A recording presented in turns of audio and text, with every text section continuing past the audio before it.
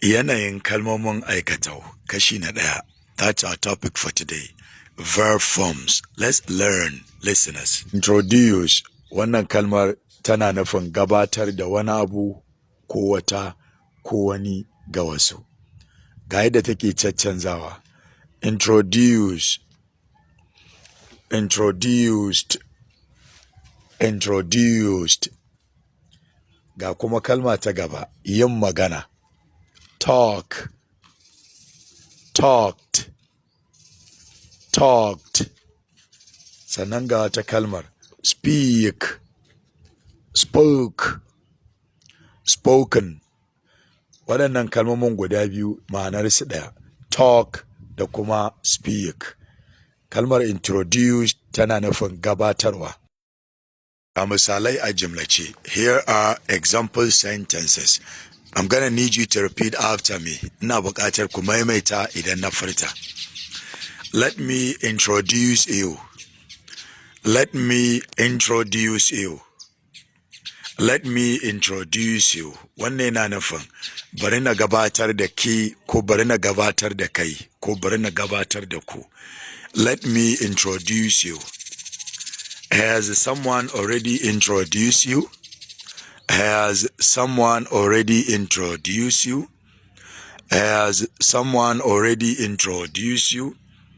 Ko wani ya riga ya gabatar da kai? Ko wani ya riga ya gabatar da ke? Has someone already introduced you? No, I haven't been introduced yet. No, I haven't been introduced yet. No, I haven't been introduced yet. A'a, ba gabatar da ni ba tukunna. No, I haven't been introduced yet. Kalmar haven't tana nufin have not. Hey, we need to talk. Hey, we need to talk. Hey, we need to talk. Barka dai, ya kamata mu tattauna. Hey, we need to talk. I talked to them yesterday. I talked to them yesterday. I talked to them yesterday. Na tattauna da su jiya.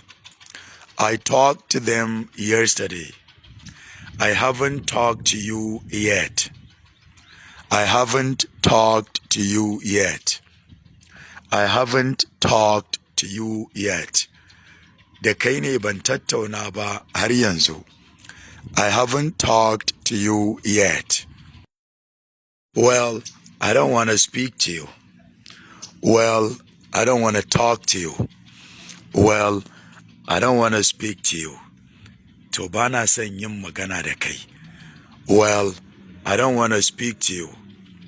You spoke to me yesterday.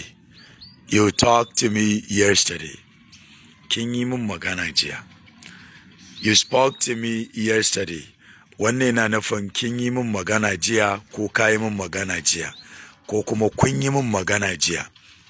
You spoke to me yesterday. You talked to me yesterday.